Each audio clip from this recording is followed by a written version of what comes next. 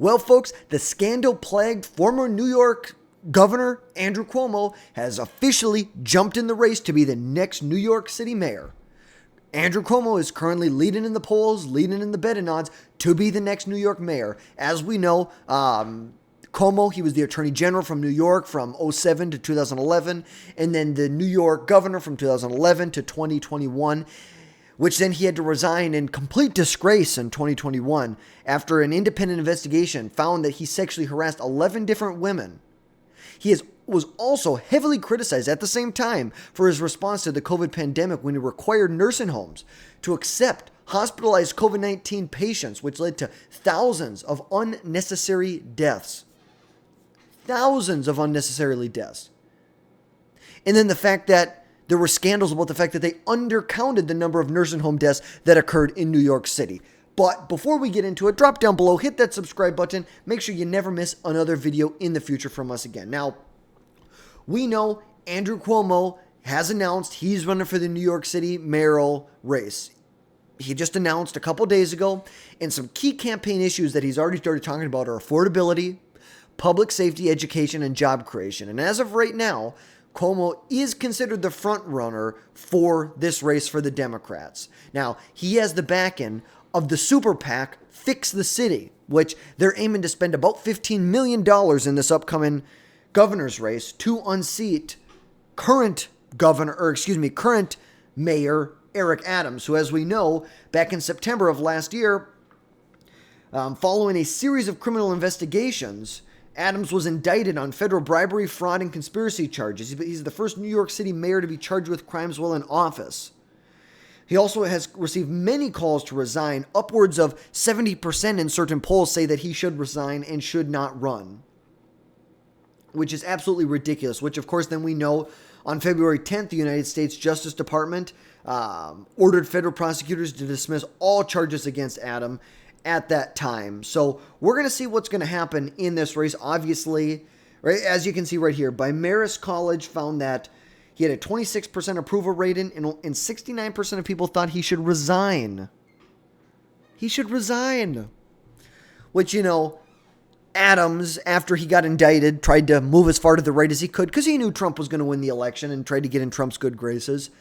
But nobody should buy into Eric Adams. He's a POS, spent billions and billions and billions of dollars housing and funding illegal migrants. It's ridiculous. But let's accept the reality of this race here. This is a New York City race that's been held by Democrats since 2001. The reality is that the Democrats are going to win this seat here. There is basically zero chance that a Republican wins this seat. Hell would have to freeze over in order for that to happen.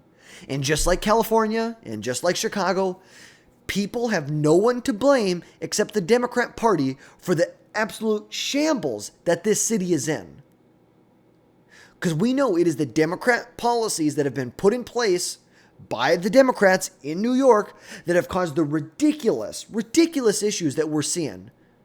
Crime is out of control. You can't walk through New York City without hearing gunshots or getting shot at. You can't afford to live in the city. It's like, who the hell can afford to live there unless you're in some rent-controlled area? It's almost impossible. They have kids dropping out of high school at rates which we've never seen before. Like, who the hell would want to move to New York City right now? Some stupid 18, 19, 20-year-old liberal who's lived in a bubble her whole life, maybe. But anyone with a brain that knows that, who the hell would go to New York City? Because guess what? There's no one else to blame but the Democrats for the absolute failed policies and the absolute shambles that this city is in. You have no one to blame but the Democrats. New York City is a bubble for liberal policies, and you can see what that has done to the city. And Cuomo is going to try and rewrite history, and he's going to try and tell us how great of a governor he was during the COVID pandemic, but let's not forget what a piece of shit he was. Absolute piece of shit. Top 5 pieces of shit during the COVID pandemic as far as governors go. Because let's not, he's going to try and, how would you say this? Rewrite history. Tell us how great it was during the pandemic. But we can't forget of how much of a radical left-wing governor he was. He shut down his entire state and forced sick patients into nursing homes. The most radical anti-American policies you've ever seen have been put into place here during the COVID pandemic. They violated individuals' rights. And then when elderly people got sick, they stuffed them into nursing homes, a place where literally the most vulnerable people in our society live. The highest density of vulnerable people are in nursing homes. And what did the absolute genius, and I'm for the people because I'm not on camera, the sarcasm, the absolute genius governor did, he shoved all these sick patients. It's like they tried to tell us that everyone was equally at risk for COVID. And you were censored if you said that COVID was going to basically become like the flu, where it's a seasonal thing. Everyone is just as at risk. The 20-year-old in great condition is in just as at much risk as the 80-year-old in terrible health.